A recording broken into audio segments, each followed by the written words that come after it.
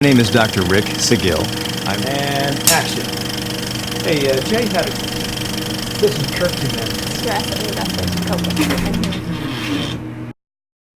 Hey everyone, it's Dr. Rick. Today's unboxing is on Floral Vitals. It's Floradix. It's a vegan form of iron supplement.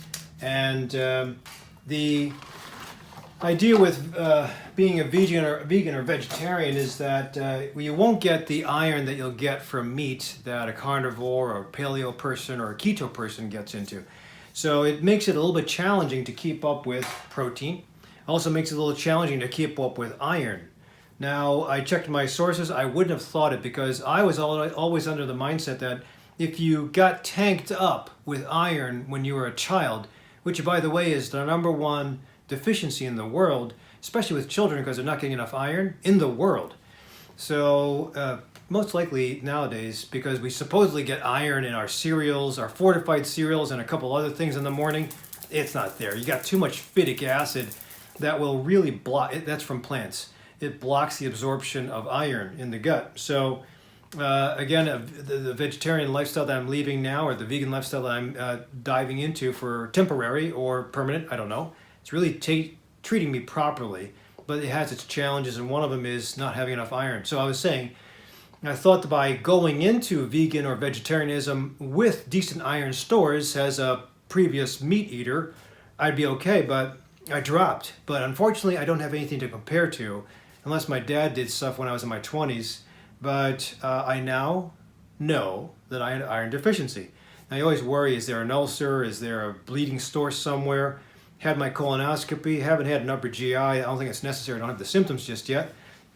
But I'm going to see if I can fix things through my metrics that I did, the blood test, by taking some iron. And it hopefully will jumpstart. And everybody thinks iron is just for hemoglobin, and it is. It works great. And hemoglobin is so cool as a protein structure. And the iron that's embedded in each of the 4 heme molecules is so cool. But iron is also useful for the electron transport chain, and we need that for making energy, ATP. So, and it works as other cofactors too in making hormones and a couple of other enzymatic processes to develop protein. So we need it, no question. And when you're not eating meat, you're at a disadvantage, but you can get it. Spinach is high in iron, dark leafy greens high in iron, beans higher in iron. You just have to take enough of them. And I'm already limiting my total calories per day, so to take more solid food just to get the iron, that's a deal breaker for me and for a lot of other people that are trying to lose weight. So that's why I wanted to try this. So you're going to see me do this. I don't know what this tastes like, but I know it smells like medicine. Yeah, well, I'm going to do it for the camera. I'm going to do it for you guys. But I remember younger having some kind of syrup that tasted nasty. My mom gave me. It was medicine, and never liked medicine since. Now I love supplements.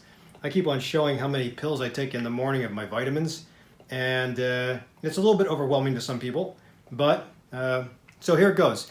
This is 1.5 servings of 1 day of this. And the other problem with iron is, ooh, that's not bad. That's not bad at all. I am surprised. I thought that would be nasty.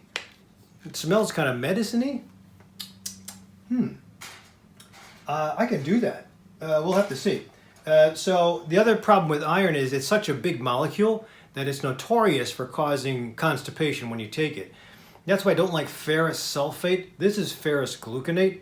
Anything with ferrous is a problem, but sometimes you can get better iron sources if you have the fer, that's the iron name, followed by, say, glycinate. If you can get it with a very good or easy on the stomach carrier, that would be better. I'm going to try this out. Hopefully I don't have constipation issues, but doing this should jack up my iron stores soon. It'll definitely give me a kick up as far as, it also has vitamin C, because vitamin C helps get the iron into the cell. I guess absorbed easier. That's why when you take spinach and a couple other things, if you have extra vitamin C around, it would help. And now I remember about the iron. So some of this is a little sloppy, but it's not going to, iron is a metal, so it's going to leave stains everywhere. So It has thiamine, riboflavin, B6, B12, and iron in 10 milligrams, ferrous gluconate. It also has a proprietary blend of rose hips, chamomile, flowers, fennel seed, and spinach leaves. Ooh.